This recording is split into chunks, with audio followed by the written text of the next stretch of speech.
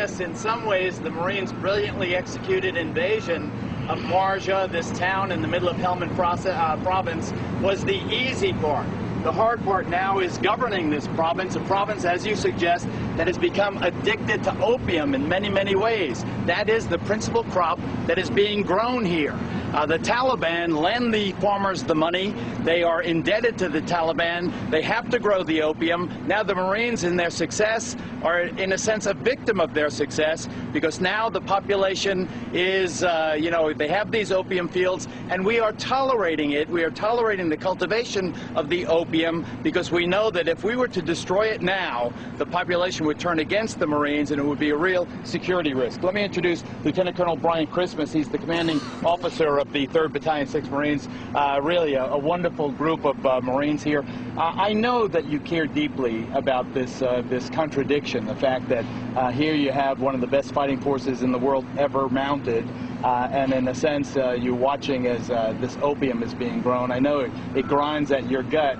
How do you deal with it? What are you doing about it? Well, frankly, this is a part of their culture. So while it might grind in my gut, it's what they do.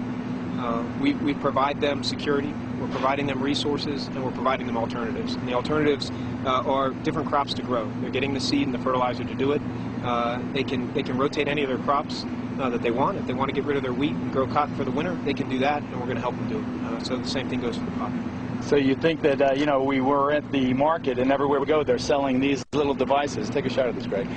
They're hand-carved. These are the little devices they use to scrape the opium sap off the plant. And I watched as you bought every one that was for sale because you care so deeply. Why did you do that? I want them off the street. The idea is that we don't want to harvest the poppy. We want to, hopefully turn the poppy over and put some wheat, cotton, watermelon, cucumber.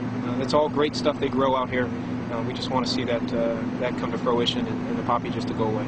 How do you separate the good guys from the bad guys? I watched that checkpoint you had. The cars are out on the road. That's the good news. The bazaars are coming back to life. That's the good news. But I don't know, how in the world do you tell a Taliban from a guy who just lives in the neighborhood? You don't. They do. And I'll tell you, the majority of those people are good people. The ones that are bad are really bad, and they've convinced some of the good people to be bad. You can follow that. Bottom line is, most of them are on the fence, and it's just a matter of showing them the good, showing them the fact that the Giro government is here. It's going to make a difference, that we're here to help them with that security and those resources, but they're the ones that are going to make the difference. There are a few bad people, the majority of them are good.